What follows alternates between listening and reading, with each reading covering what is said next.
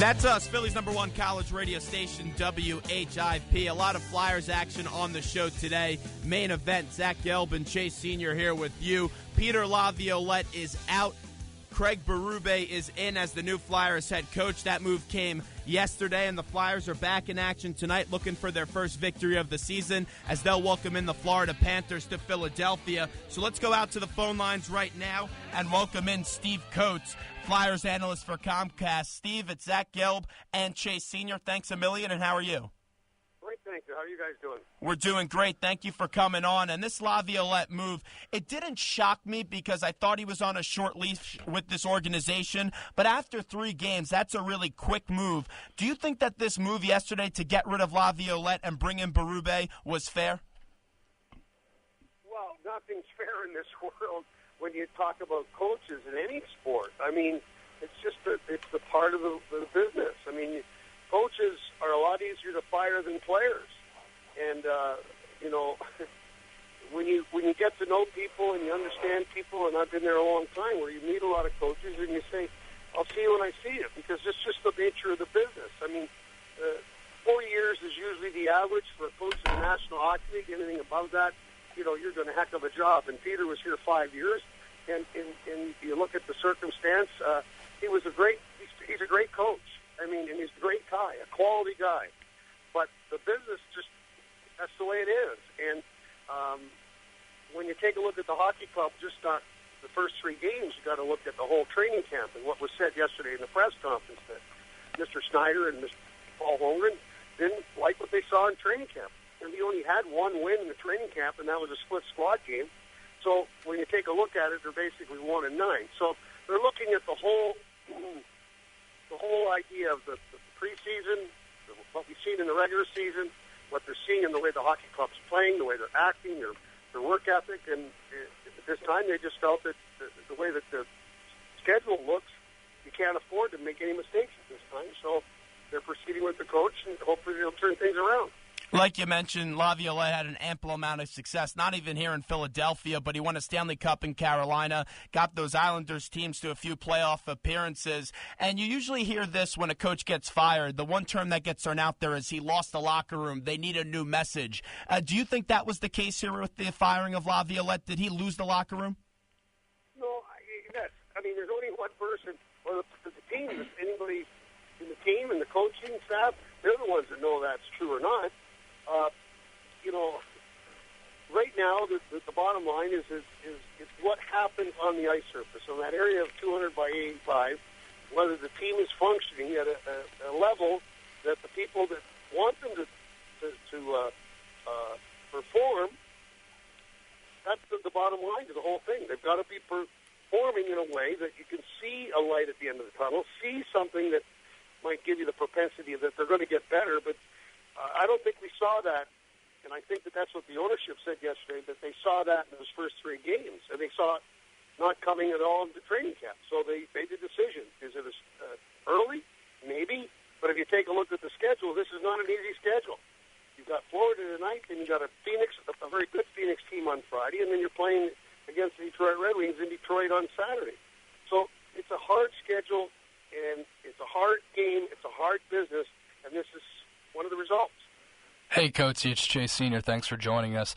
During the press conference yesterday, Howard Eskin took no time to push the buttons of Homer and Ed Snyder and pointed out that the Flyers have had more coaches in the last 20 years than any other team in the NHL. You've been around this organization for a really long time. Why do you believe that's the case? First of all, I'm not too sure it is the case. I think that, even then they were talking about the fact of whether it was a true statement or not. Uh-huh. I haven't had the time to take a look at it. I would certainly think that if I went back and looked at the New Jersey Devils, they would probably up there too. Mm-hmm. When you take a look at the last 10 years, we had Ken Hitchcock, we had John Stevens, and we had Peter Laviolette. Right. Before that, you had Roger Nielsen got sick, so Craig Ramsey took over for him. Craig Ramsey got taken over by Bill Barber for different reasons.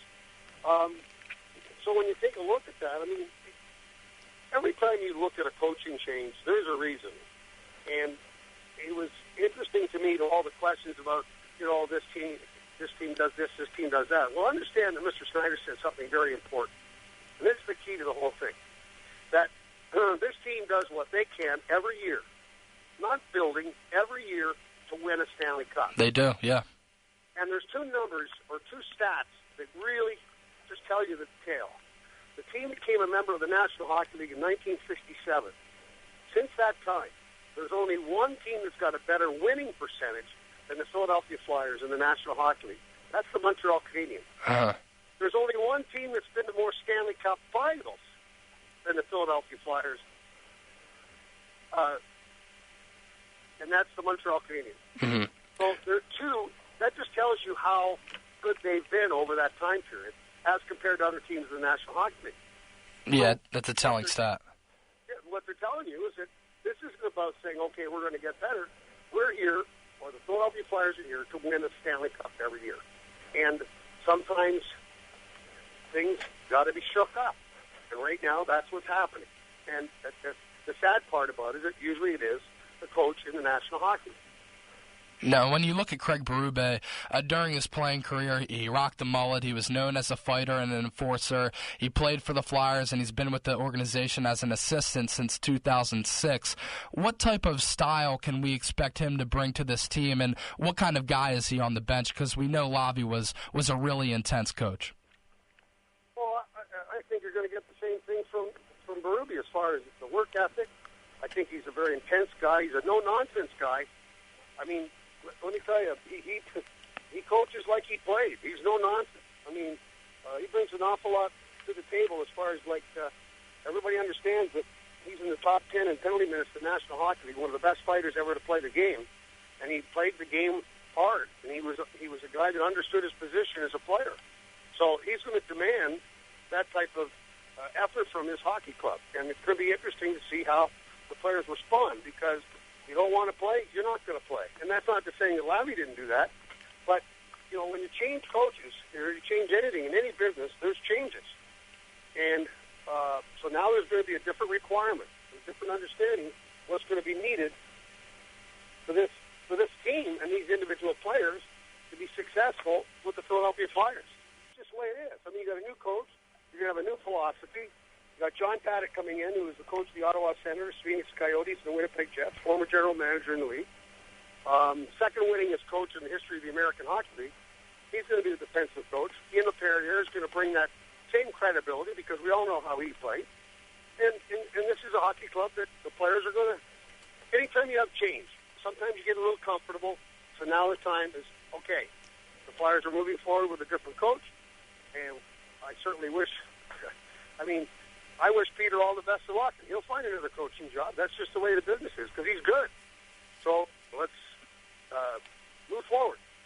Steve Coates joins us on the hotline, Philly's #1 college radio station, WHIP. Main event, Zach Gelb and Chase Sr. here with you. And, Coates, they talked about improving the defense yesterday at the press conference. When you look at this defensive unit on the tape, what do you think needs to change? Because right now they're just not playing at the level they should be. Well, when you take a look at the defense, I read somewhere today, somebody said patchwork defense, and I went, patchwork? Patchwork's when you fill in, and you only have a certain amount of guys that are veterans and the others are coming up to the minors because you got injuries. I mean, when you take a look at the defense, you're talking about some pretty good veterans in Tiemann and Mark Streit, Colburn, Grossman, Mazzaros, Shen. This is a group that should be better, should have been playing better, but they're a product of what the hockey team as a whole has been doing.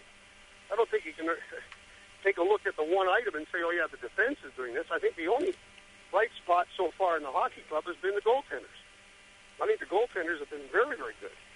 So saying that the defense or the forwards or anybody or individually, as a group, the team has not played well. That was mentioned yesterday in the press conference. So that's what they want to see different. They want to see a work ethic. They want to see a coordination between the forwards and the defense. They want to see this, and that's why you've had change. Coatsy, again, the Flyers go in the direction of hiring a coach that has ties to an organization that hasn't won a cup in 38 years. It seems as though Ed Snyder doesn't want to shy away from that Broad Street Bullies style and mentality. Do you think the Flyers need a fresh perspective, or do you like how they stay within the organization and try to keep that hard-nosed mentality on the bench? That was the same question that was asked yesterday, right, in the press conference? Something along those lines, yeah. Where did Peter Laviolette come from?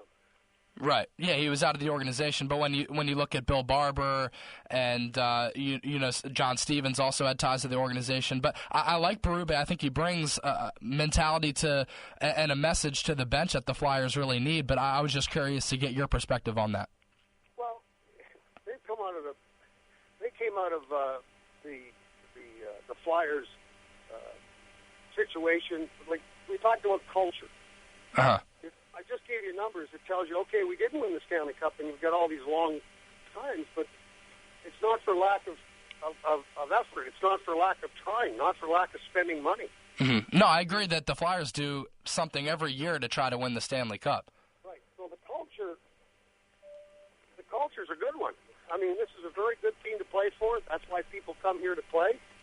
And it's a great organization. They understand what they got to do. They got to win, and they got to play for the logo. That's the number one thing that we do. And when you take a look at bringing Berube in, certainly you're bringing in people that have been around the Philadelphia Flyers for an awful long time, and that's what it's about. I don't think your culture, as far as bringing outside people in, and first of all, who are you going to bring in that's going to be any good to help this hockey club at this time? Mm-hmm. Berube has a bright hockey mind, too. It's available. Mm-hmm. I mean, I think they did the right thing. They did the best thing.